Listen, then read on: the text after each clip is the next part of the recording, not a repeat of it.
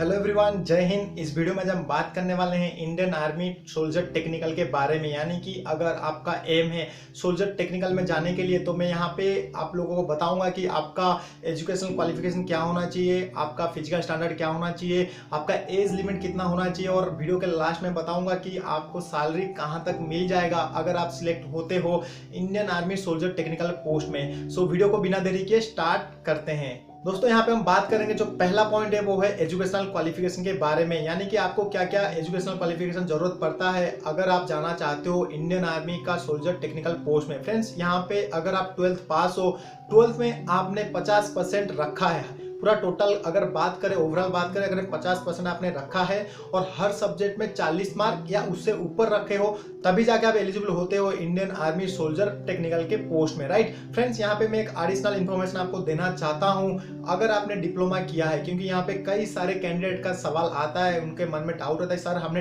10th के बाद diploma कर दिया है, क्या हम जा सकते हैं? यस, आप जा सकते हो। अगर आपने डिप्लोमा कोई भी स्ट्रीम में किया, जैसे कि मैकेनिकल हो, ऑटोमोबाइल हो, इंस्ट्रूमेंटल हो, इलेक्ट्रॉनिक्स हो, इलेक्ट्रिकल हो, ऐसे कई सारे स्ट्रीम रहते हैं डिप्लोमा में। अगर आप डिप्लोमा करे हो फिर भी आप अप्लाई कर सकते हो जो इंडियन आर्मी का टेक्निकल पोस्ट रहता है, राइट। ये एक एडिशनल पॉइंट है। फ्रेंड्स, मैं यहाँ पे आपको क्लियर बता दिया कि आपने 12th में 50% रखना है और हर सब्जेक्ट में आपका 40 मार्क होना चाहिए। और सब्जेक्ट क्या क्या होना चाहिए, जैसे कि फिजिक्स, केमिस्ट्री, मैथ और इंग्लिश होना जरूरी है, राइट। तो फ्रेंड्स, यहाँ पे हमने बात कर लिया आपका क्वालिफिकेशन, एजुकेशनल क्वालिफिकेशन क्या जरूरत है। अब बात करें, जो दूसरा पॉइंट है वो है फिजिकल स्टैंडर्ड, यानी कि आप जब रैली में जाते हो, भर्ती देते हो, तो वहां पे आपको क्या क्या फिजिकल स्टैंडर्ड या फिजिकल फिटनेस देना होता है। उसके साथ मैं बताऊंगा कि आपका हाइट, वेट, चेस्ट क्या क्या जरूरत पड़ता है, राइट। दोस्तों, यहाँ पे जो फिजिकल स्टैंडर्ड में जो पहला पॉइंट आता है वो है 1600 मीटर, यानी कि आपको 1600 मीटर रनिंग देना होता है, वहां पे आपको क्वालिफाई करना पड़ता है, राइट। तो 1600 मीटर देने के लिए अगर आप 5 मिनट 40 सेकंड के अंदर मारते हो 1600 मीटर, तो यहाँ पे आपको 60 मार्क तक मिल जाते हैं, राइट। और अगर आप 5 मिनट 40 सेकंड के ऊपर मारते हो, और जैसे कि 5 मिनट 50 सेकंड ऐसे कि 6 मिनट के ऊपर मारते हो, तो फेल हो जाओगे। तो वहाँ पे कुछ लिमिट रहता है कि ये डिपेंड करता है कितने सारे कैंडिडेट दौड़ लगा रहे हैं, राइट। तो यहाँ पे कुछ लिमिट, टाइम लिमिट रखा गया है। मैंने बताया कि टाइम लिमिट ये है कि अगर आपने 5 मिनट 40 सेकंड या उससे नीचे में मारते हो आपका 1600 मीटर, तो यहाँ पे आपको 60 मार्क पूरे मिल जाएंगे। आप सभी को पता हो कि यहाँ पे जो फिजिकल स्टैंडर्ड का मार्क रहता है वो 100 मार्क का रहता है। फ्रेंड्स, यहाँ पे जो 5 मिनट 40 सेकंड के ऊपर अगर मारते हो, जैसे कि 5 मिनट 45 सेकंड हो गया, या 45 सेकंड या 50 सेकंड, तो यहाँ पे आपको 48 मार्क तक मिल जाएगा, राइट। तो आप कोशिश कीजिए कि 5 मिनट 40 सेकंड के अंदर ही अंदर मारने के लिए, 1600 मीटर कंप्लीट करने के लिए, राइट। तो फ्रेंड्स, यहाँ पे मैंने बताया कि 1600 मीटर में क्या क्या दौड़ लगाना पड़ता है, किस टाइम पे लगाना पड़ता है, कितना टाइम आप लोग को मिलता है। तो यहाँ पे जो बात करेंगे, आपका हाइट क्या होना चाहिए। फ्रेंड्स, यहाँ पे आपका हाइट मिनिमम अगर मैं बात करूँ जनरल कैंडिडेट के लिए, वो होना चाहिए 169 सेंटीमीटर, राइट। यहाँ पे मैं बताऊँ उससे नीचे भी रहता है, जैसे कि उसका मिनिमम रहता है 157। यहाँ पे क्यों मैं बता रहा हूँ कि ये वेरीज करता है स्टेट वाइज, क्योंकि ये 57 ये जो हाइट है तो हमको माफ किया जाता है, जैसे कि गोरखा नेपालीस हो, ऐसे कई रीजन रहते हैं कि मिजोरम हो, सिक्किम हो, आसाम हो, और ऐसे कई सारे ऐसे स्टेट रहते हैं उनको जो हाइट का रिलैक्सेशन दिया जाता है। लेकिन हम जनरल कैंडिडेट की बात करें, हमारा मिनिमम जो हाइट होना चाहिए, मान के चलो आपका हाइट 169 सेंटीमीटर होना जरूरी है, राइट। फ्रेंड्स, यहाँ पे जो आपका वेट कितना होना चाहिए जनरल कैंडिडेट के लिए, वेट यहाँ पे 50 kg ही है, जैसे कि अदर इंडियन आर्मी का पोस्ट रहता है, यहाँ पे भी वैसा ही है। अगर मैं चेस्ट की बात करूँ तो आपका चेस्ट 77 से लेके 82 तक होना चाहिए, यानी कि आपका मिनिमम 77 सेंटीमीटर होना चाहिए।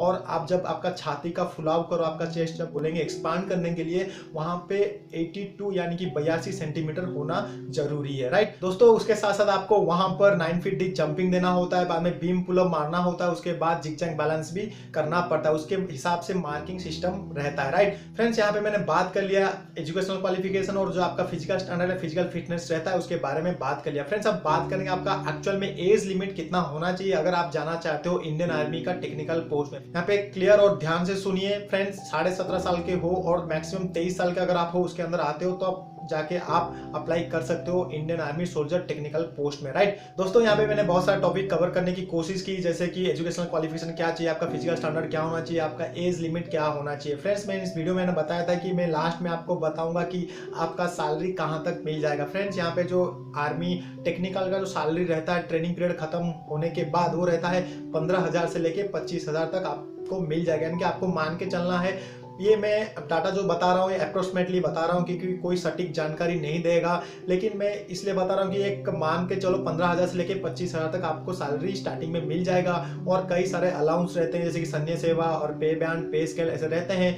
और उसके साथ साथ क्या होता है, कई सारे कैंडिडेट का फ्लक्चुएट होता है, सैलरी ऊपर नीचे होता है, क्योंकि कई सारे बंदे को कई ऐसे वार जोन रहते हैं, जैसे सेंसेशनल एरिया रहता है, हाई अल्टीट्यूड एरिया रहते हैं, जैसे कि हिमालय हो, उसमें हिमाचल में जैसे कि बर्फी एरिया हो, तो वहाँ पे अगर उनको पोस्टिंग रहता है तो उनका सैलरी, उनका अलाउंस उसके हिसाब से रहता है। इसलिए बता रहा हूँ कि आप मान के चलो 15,000 से लेके 25,000 तक आपको स्टार्टिंग में आपको मिल जाएगा। राइट फ्रेंड्स, आई होप आप लोगों को मैंने जो भी कोशिश करा समझाने की आप लोग समझ गए होंगे। अगर वीडियो पसंद आए तो वीडियो को लाइक करना, शेयर करना, और आपके मन में कोई सवाल या कोई सुझाव है तो हमें कमेंट करके पूछ सकते हो।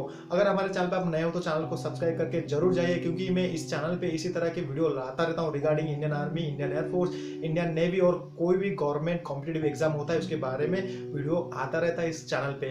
तब तक के लिए मैं फिर मिलता हूँ एक नई वीडियो में। Stay tune. जय हिंद।